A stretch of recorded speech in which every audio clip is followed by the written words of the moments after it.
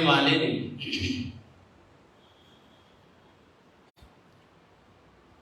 बहुत ही अति सुंदर बात लिखी है। तमन्नाओं के बहलावे में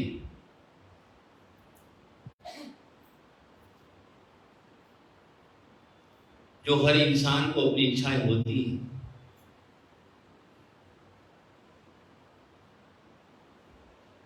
इच्छाएं हमारी अनंत हैं और स्थिर नहीं रहती। मालूम नहीं इनमें कितना परिवर्तन आता रहता है। तमन्नाओं के बहलावे में अक्सर आते जाते हैं, हर किसी की यही हालत है।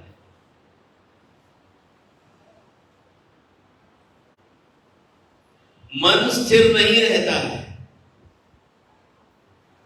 तमन्नाओं के बहलावे में अक्सर आते जाते हैं। कभी हम चोट खाते हैं, कभी हम मुस्कुराते हैं।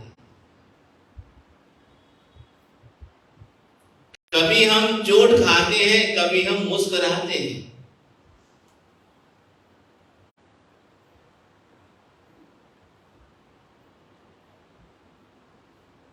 यदि हम चोट खाते भी हैं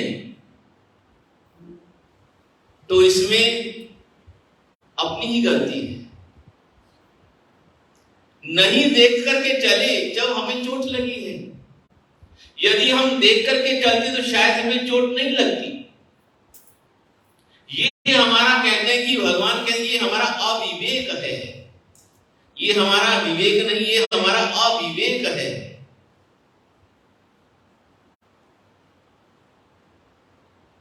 कभी तो हम चोट खा जाते हैं, कभी हम मुस्कुरा देते हैं। कभी हमारी मनोकामना पूर्ण हो जाती है तो गुरुमनीषा कभी हम प्रसन्न हो जाते हैं। इसी प्रकार से कहते हैं कि हमारा जीवन चल रहा है। कभी हम ठोकर खाते हैं, लेकिन दुनिया का एक नियम है,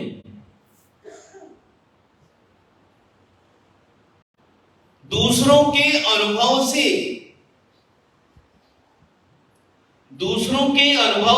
या दूसरों की अज्ञानता से हम सीखते नहीं हैं। श्री मंगलाचरण जी, दूसरों के अनुभव से या दूसरों की ठोकर से हम समझते नहीं हैं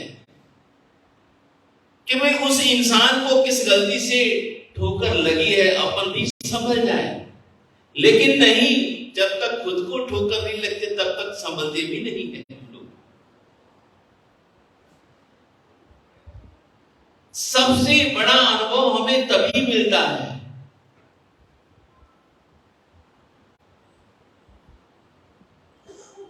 जैसे ही हमारे प्रभु श्री आदिनाथ प्रभु ने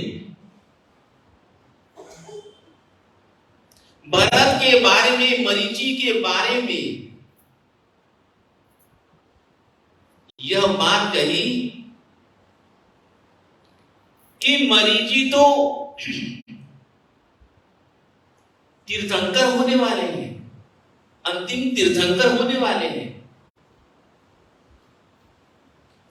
और भरत के बारे में भगवान ने ये बात कह दी कि आप तो बंधे हुए कब हो, आप तो हमेशा मुक्त ही हो।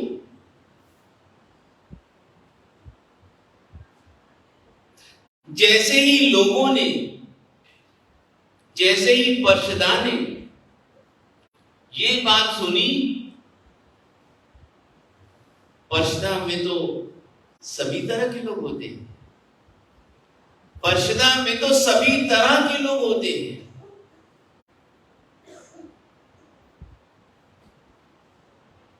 कोई अच्छा बोलने वाले होते हैं तो कोई बुरा बोलने वाले भी होते हैं। कोई अच्छा बोलने वाले होते हैं तो कोई बुरा बोलने वाले भी होते हैं। और एक तीसरे प्रकार के व्यक्ति भी होते हैं जो बुराई को सुधारने वाले होते हैं। और चौथे प्रकार के व्यक्ति आजकल बहुत मिल जाते हैं जो बुराई को ही फैलाते हैं। अच्छी खबरें तो कम फैलाते हैं, अच्छी खबरें तो कम फैलाते हैं, लेकिन बुरी खबरें बहुत ज्यादा जल्दी से फैलाते हैं। उस सभा में भी, उस भगवान की परिषदा में भी सभी तरह के लोग थे।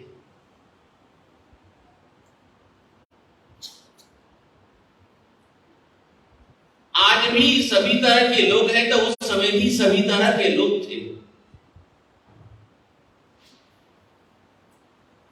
हर व्यक्ति का सुनने की क्षमता और हर व्यक्ति की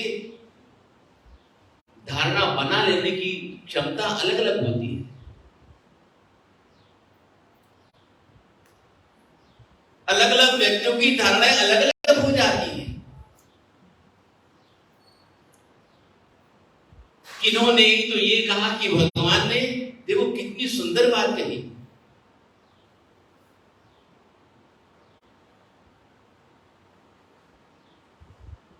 भगवान ने कितनी सुंदर बात कही, और सुनने वाले तो यह भी सोचते होंगे, विचार करते होंगे कि यदि भगवान हमारे बारे में भी कुछ कह देते, यदि भगवान हमारे विषय में भी कुछ कह देते तो कितना अच्छा होता। लेकिन चलो कोई बात नहीं, हम उस युग में पैदा हुए, उस समय में पैदा हुए हैं कि जिस समय हमारे भगवान धरती पर विचरण कर रहे हैं। हमारा बड़ा परम सौभाग्य है कि हम भगवान के सानिध्य में भगवान का दर्शन कर रहे हैं। यह भी कोई कम बात नहीं है। भरत ने पूछा, भरत को बता दिया। यदि हम भी ऐसे भगवान से पूछ ले तो शायद भगवान भी हमारे बारे में कहते थे। लेकिन चलो कोई बात नहीं, जितना लाभ मिल रहा है उतना तो ले ही लेना चाहिए। क्यों मगर चलिए, जितना लाभ हमें मिल रहा है उतना लाभ तो हमें ले ही लेना चाहिए। उनमें एक व्यक्ति था कहता है कि ये तो सारा सर पक्षपात की बात है। उस सभा में एक व्यक्ति बैठा हुआ था, मैं तो कहूं कि उसके कुछ पुण्य का उदय कुछ कम होगा, कुछ कम नसीब वाला होगा।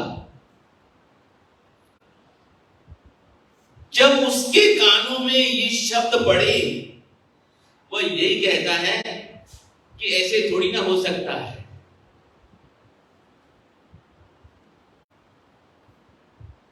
भगवान ने पहले भरत महाराजा के लिए कह दिया कि तू तो बंधा हुआ कब है, तू तो इसी जन्म में मुक्त हो जाएगा। सरासर बात ये गलत है। इतना बड़ा साम्राज्य, इतना बड़ा साम्राज्य, इतना बड़ा परिग्रह, साम दाम दंड भेद राज्य को चलाने की सारी व्यवस्थाएं हैं। किसको दंड देना है, किसको क्षमा करना है, ये तो उसमें चलता ही रहता है। अरे जो व्यक्ति इतने बड़े साम्राज्य का वहन कर रहा है, पालन पोषण कर रहा है, अरे पाप तो उससे हो ही जाते होंगे। वह भी कोई पाप से मुक्त नहीं है, और जो व्यक्ति पाप से मुक्त नहीं है वह भला मोक्ष में कैसे जा सकता है। भगवान ने सरासर अपने बेटे का पक्ष लिया है।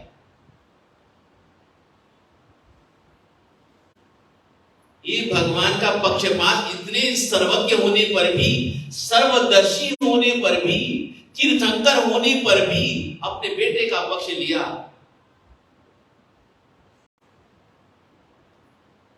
ये बात दिमाग में नहीं बैठती। बहुत से लोग होते हैं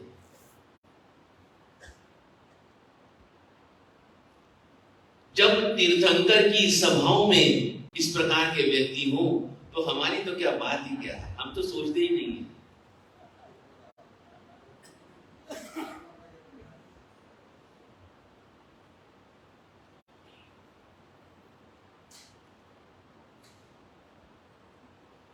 सुबह ही पढ़ रहा था,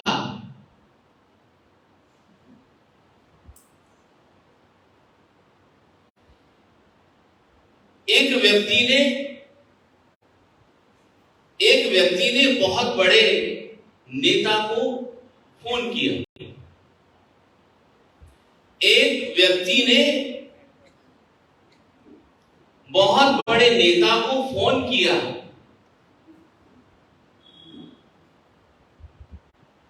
फोन करने के बाद में वह कहता है कि साहब, मैं भी आपके जैसे नेता बनना चाहता हूं, मैं भी आपके जैसा नेता बनना चाहता हूं। उसने कहा, पागल हो गया है क्या? उसने कहा, साहब, पागल तो और कौन सी योग्यता की जरूरत है?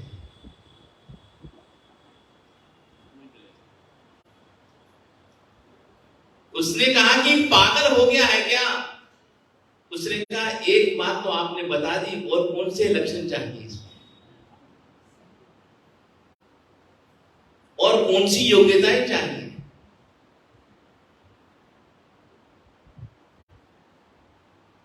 लोग कहते हैं श्री जगदीश, भोले नहीं है भाले हैं।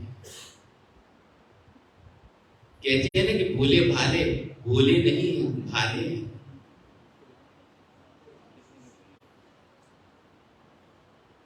तो वो कहता है कि साहब, भगवान ने सरासर पक्ष लिया है अपने बेटे का।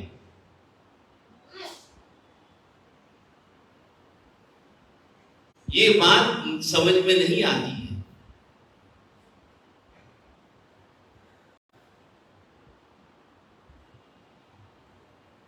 ये बात, ये सिद्धांत है, अच्छाई से जल्दी बुराई जल्दी फैलती है। अच्छाई को फैलने में थोड़ा सा समय लगता है, लेकिन बुराई को फैलने में समय नहीं लगता है।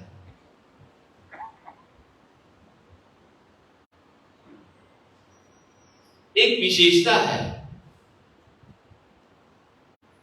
बुराई जब फैलती है ना, तो लोग सतत ही पूछते हैं कि फिर क्या हुआ, इसके आगे क्या हुआ। पूछते हैं कि इसके आगे क्या हुआ, फिर क्या हुआ। निगाहें उसी के ऊपर टिकी रहती है, निगाहें उसी के ऊपर टिकी रहती है। अच्छाई के ऊपर इतनी निगाहें नहीं टिकती।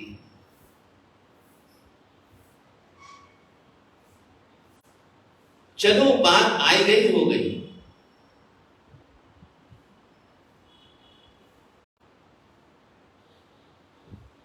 सिपाहियों ने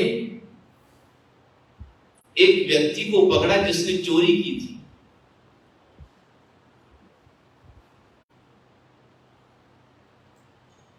चोर उस समय भी होते थे, लूटपाट उस समय भी होती थी, ये बात पता लग जाती है। क्यों श्री जगदीश? भगवान महावीर स्वामी जी के भी समय में रोनिया चोर था, इसलिए आजकल का देश में थोड़ी सी बढ़ोतरी ज्यादा हो गई, इसलिए फिक्र वाली बात नहीं है। फिक्र वाली बात नहीं है। क्यों मंगलचंद जी? बढ़ोतरी हो गई है। चोर तो उस समय भी थे, लूटपाट तो उस समय भी होती थी। अच्छाई बुराई तो सब जगह चलती रहती है, और यदि बुराई नहीं होगी तो अच्छाई नजर भी नहीं आती है। यदि बुराई ना हो तो अच्छाई नजर भी नहीं आती है। बुराई है तो अच्छे लोग भी आ जाते हैं। यदि रावण नहीं होता तो राम को आना ही नहीं पड़ता। यदि कंस नहीं होता तो भगवान श्री कृष्ण जी को आना नहीं पड़ता होता।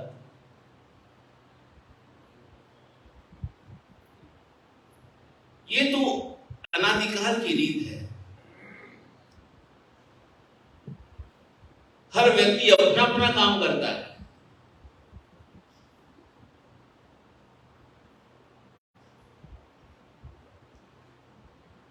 जब कभी मंदिर जी में दर्शनों के लिए आने वाले लोग जब भगवान को ही उठा कर ले जाए तो फिर क्या बात कही जा सकती है।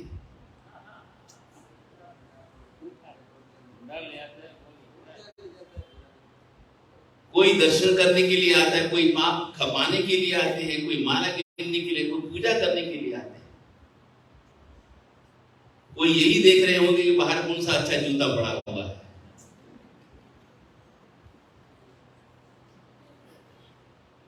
समय की बलिहारी है।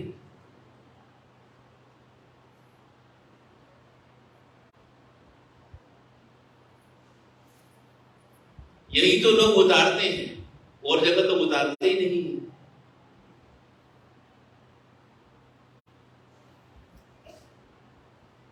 तो उसने सरासर एक अपराधी को राजा के सामने खड़ा किया कि उसने कहा कि राजन, महाराजा, इसने चोरी की है,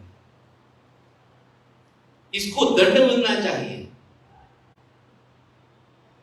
यदि इसको दंड नहीं मिलेगा तो ये और चोरी करेगा, इसलिए इसको दंड मिलना चाहिए। उसने हाथ जोड़े कि महाराज अब मुझे माफ कर दो, मैं दोबारा चोरी नहीं करूंगा। भरत महाराजा दयालु थे, करुणालु थे। उसने कहा कोई बात नहीं, यदि व्यक्ति अपनी गलती को स्वीकार करता है तो उसे क्षमा कर देना चाहिए, एक बार तो क्षमा कर देना चाहिए। उसे राजा ने क्षमा कर दिया। थोड़े दिनों के बाद फिर उसी व्यक्ति ने चोरी की।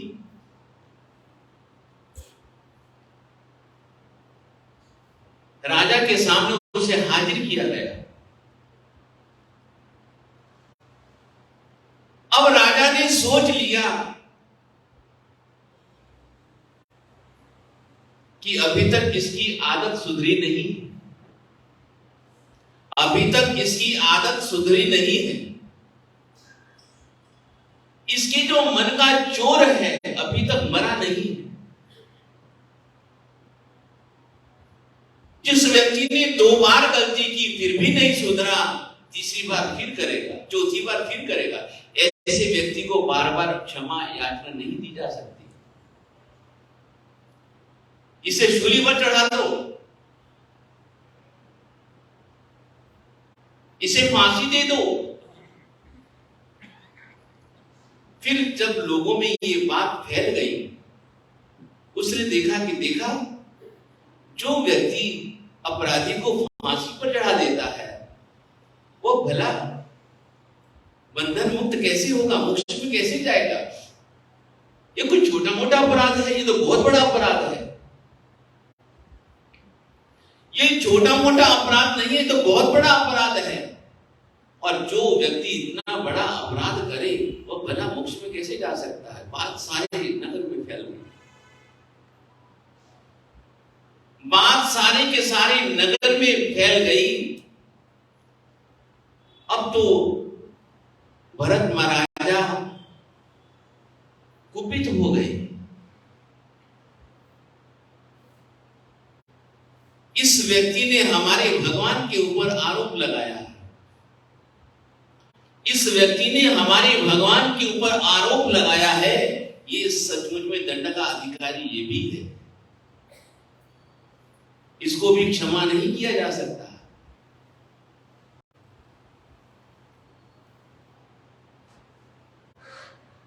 सिपाही उसको भी पकड़ के लेके आ गए। हमारी आलोचना करो, ये तो फिर भी सहन करने योग्य बात है, सहन कर लेंगे हम लोग। प्रधानमंत्री का कार्टून बना दो, चलो कोई बात नहीं, लेकिन राष्ट्रपति का नहीं। वह क्या है, हमारे सर्वशक्तिमान, सर्वोपरि, हमारे सर्वोपरि है। इसलिए उनके वचनों के प्रति, उनके जीवन के प्रति हम ऐसी बात नहीं सुन सकते।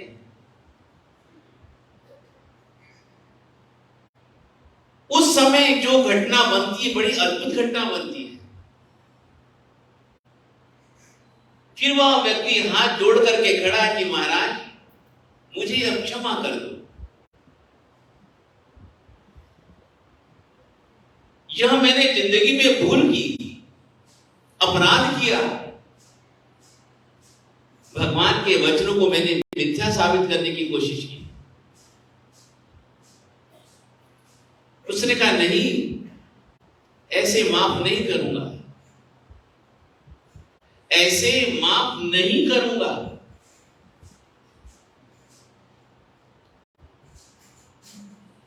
सबसे पहले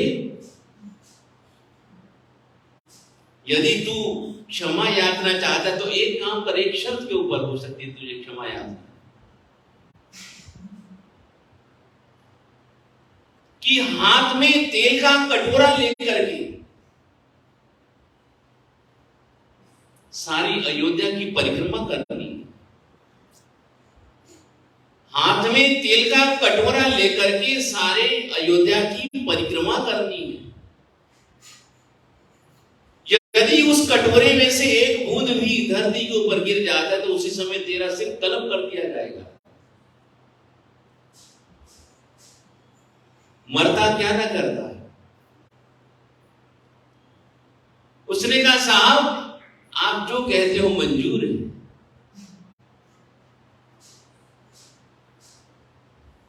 उसके हाथ में तेल का कटोरा थमा दिया गया, उसके साथ साथ में तलवार लिए हुए अंगरक्षक चल रहे हैं। यदि कहीं पर भी एक बूंद भी गिर जाएगी तो वहीं तेरा सिर कलम कर दिया जाएगा।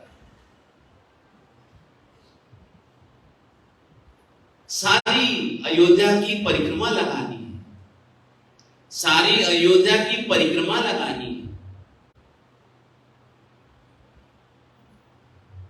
सारी अयोध्या में उसने परिक्रमा लगाई, लेकिन ध्यान उसका कहां रहा? कटोरे की तरफ। यदि इसमें से एक बूंद भी जमीन पर गिर गई वहीं मेरी मृत्यु खड़ी है सामने। जो तलवार लिए हुए मेरे साथ संग संग चल रहे हैं, इसी समय मुझे मृत्यु के घाट उतार देंगे। बाजारों में सभी तरह की चीजें होती हैं, लेकिन ध्यान उसका कटोरे की तरफ है, ध्यान उसका कटोरे की तरफ है और कहीं ध्यान नहीं उसका।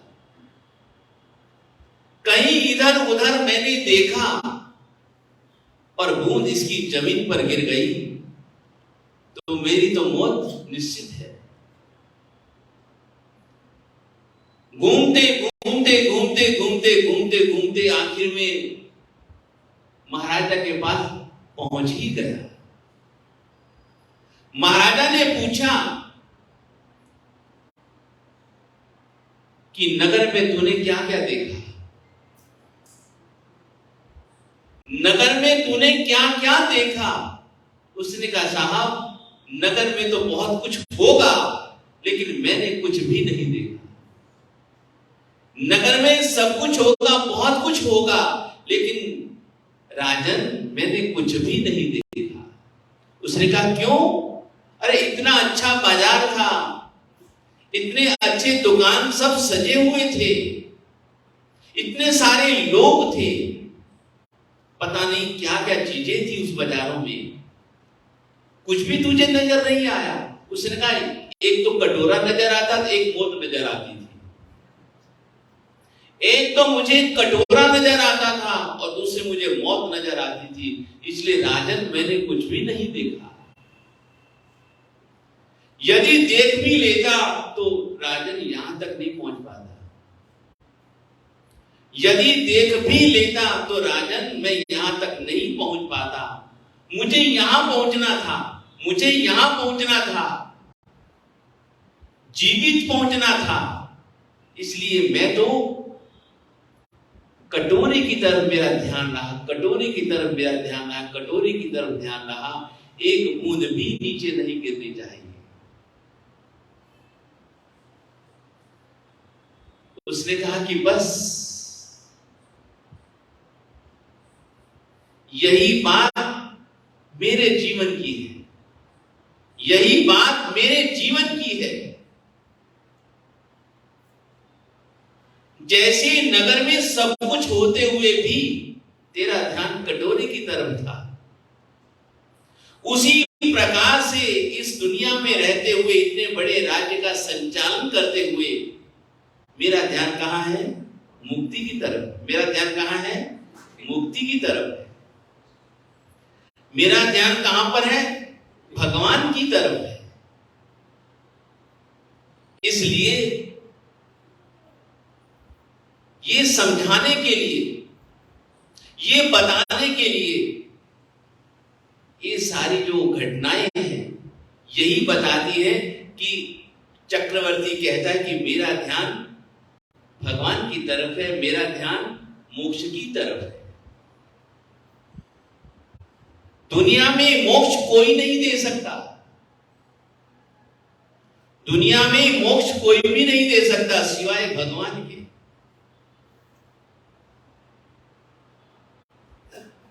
भक्त और भगवान मिलेंगे तभी मोक्ष होगा, नहीं तो हमारा मोक्ष नहीं होगा। मोक्ष का मतलब यही होता है, मोक्ष का मतलब ही यही होता है। मोह का मतलब होता है मोह और क्षय का मतलब होता है क्षय। जब मोह का क्षय हो जाता है तभी क्या होता है? मोक्ष मिलता है। इसी को ही क्षय करना बड़ा कठिन काम है। मोह को ही समाप्त करना, क्षय करना बड़ा ही कठिन काम है। जब ये समाप्त हो जाएगा तभी हमारा मोक्ष होगा। मोह में और मोक्ष में केवल इतना ही अंतर है। मोह में और मोक्ष में केवल कहते हैं कि इतना ही अंतर है, बाहर से नहीं अभ्यंतर, बाहर से नहीं अभ्यंतर, बाहर से नहीं अभ्यंतर से।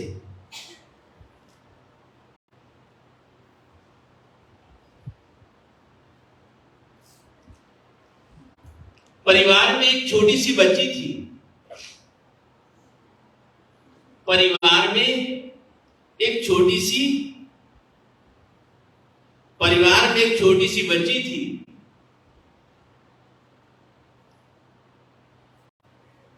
और एक दिन खेलती खेलती दादी माँ के पास भी आई। एक दिन खेलती खेलती दादी माँ के पास में आई कि दादी दादी मुझे पैसे दे दो, दादी दादी मुझे पैसे दे दो, मुझे फल खरीदना है।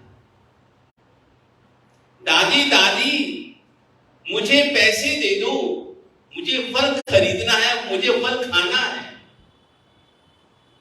दादी ने पैसे दे दिए, दादी ने पैसे दे दिए और पोती गली में गई, कुछ फल खरीद के ले आई। गली में गई, कुछ फल खरीद करके लेके आ गई और आने के बाद फिर दादी को कहती कि दादी दादी मैं फल ले आई, और फल को पीछे छुपा दिया, फल को पीछे छुपा लिया और दादी को कहती कि दादी दादी मैं फल लेके आ गई। दादी कहती है कि पैसे मैंने दिए, लेके तुम आई, आधा हिस्सा तेरा आधा हिस्सा मेरा। उसने कहा ठीक, लेकिन दादी माँ हम ऐसा नहीं करेंगे। आप पहले ये बताओ कि आप ऊपर का फल खाओगे भीतर का फल खाओगे। पहले आप ये बताओ कि आप ऊपर का फल खाओगी कि आप भीतर का फल खाओगी। अब दादी को क्या पता, बच्चे आजकल के इतने चालाक हैं।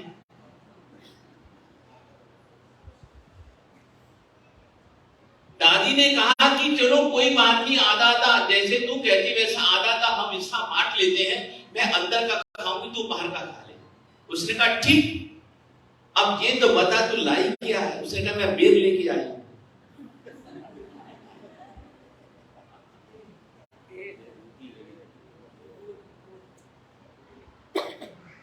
रुको, ऊपर का खाने दो, रुको मुझे ऊपर का खाने दो।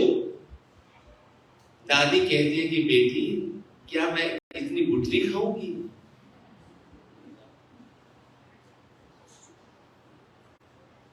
ये आजकल के बच्चे हैं जिनके दांत नहीं है, उनको गुठलियां खिलाते हैं।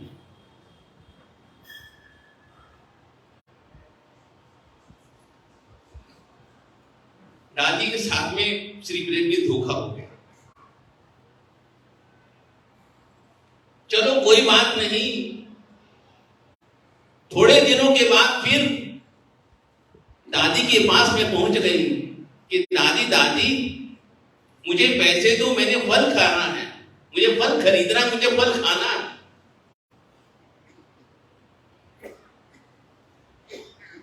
दादी ने प्रेम से उसको पैसे दिए। पैसे देने के बाद गली में गई और फल खरीद करके लेके आ गई, फल खरीद करके लेके आ गई। फिर पीछे छुपा दिया। छुपाने के बाद फिर दादी कहती कि दादी दादी मैं लेके आ गई फल।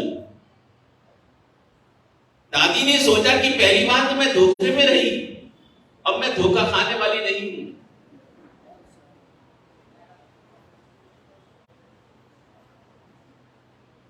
उसने यही कहा कि दादी दादी हम तो ऐसे नहीं बंटवारा करेंगे, हम तो ऐसे बंटवारा नहीं करेंगे, हम तो पहले आप ये बताओ कि आप ऊपर का खाओगे कि आप भीतर का खाओगे।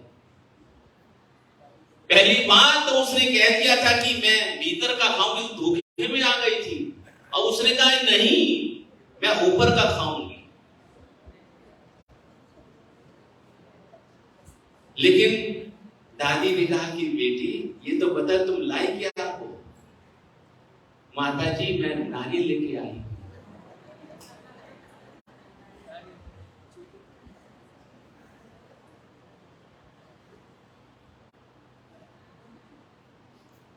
आप ऊपर का खा लो,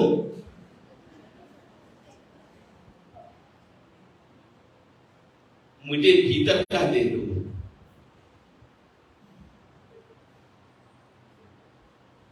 लेकिन आप लोग इन दिनों में प्रभाती राज पर्यूषण में कर्मशोधन तब करोगे। हमारे महाराज जी श्री जगदीश जी यही कहते हैं कि बाह्य क्रिया के साथ में अभ्यंतर क्रिया भी चाहिए। क्यों श्री जगदीश जी, क्यों श्री मंगल? बाह्य क्रिया के साथ अभ्यंतर क्रिया भी चाहिए।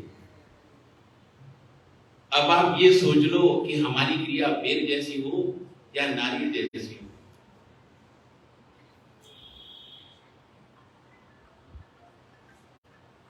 तो आज हमारे मध्य गुरु भक्त तेजपुरी से बड़ी आशा लेकर के पधारे हैं।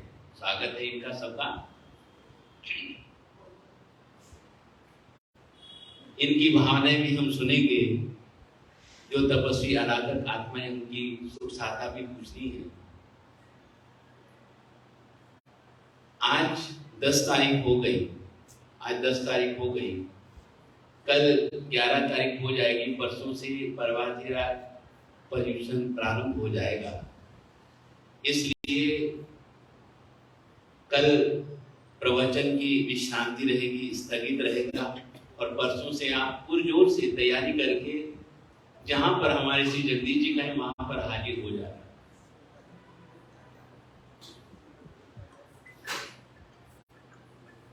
जहां पर हमारे श्री जगदीश जी के वहां आज हाजिर हो जाना और जरूर जरूर जरूर बताना। 12 तारीख ध्यान रखना, पूरी बहार लगी रहनी चाहिए, पूरी बहार लगी रहनी चाहिए। लेकिन चाहे यहाँ आओ चाहे वहां आओ, लेकिन आपने पधारना जरूर है। 2 लाइनें गुनगुना लीजिएगा, बड़ी प्यारी लाइनें हैं। महलों में नहीं, कुटिया में नहीं, जहाँ याद करो भगवान वहीं। महलों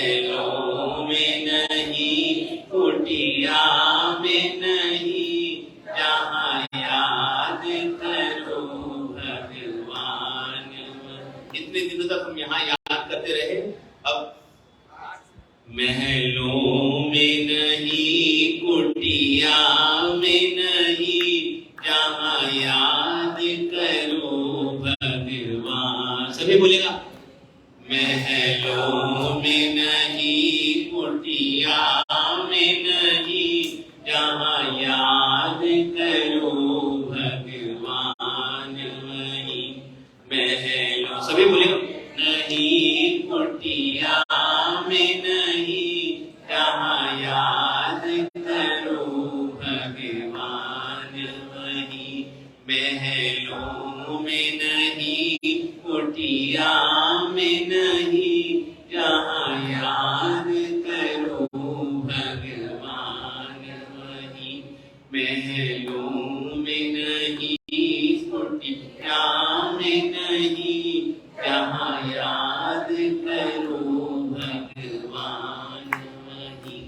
महलों में नहीं, कुटिया में नहीं, जहाँ याद करो भगवान वहीं। आराधक तपस्वी आत्माएं श्रोतागण सभी सुख साधा में है। कम आवाज आएगी, आवाज आराधक तपस्वी आत्माएं श्रोतागण सभी हमारे सुख साधा में है।